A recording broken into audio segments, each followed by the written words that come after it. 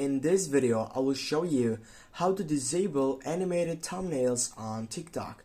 First, you need to open up the application, then you need to get up onto your profile section on your account, and then you need to tap on the three dots on your right upper side, which is right here. Just go on it, then go settings and privacy on the second side right down.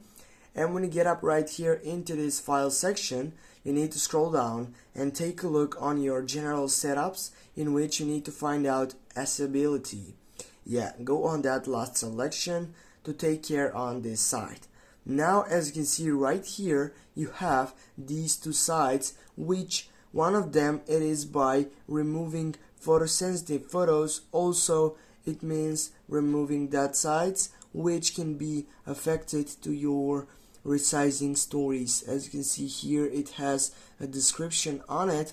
And also, what is the most important for this side, you can take a look on that selection to simplify. If it's like turn on, you need to turn it off, and that is, guys.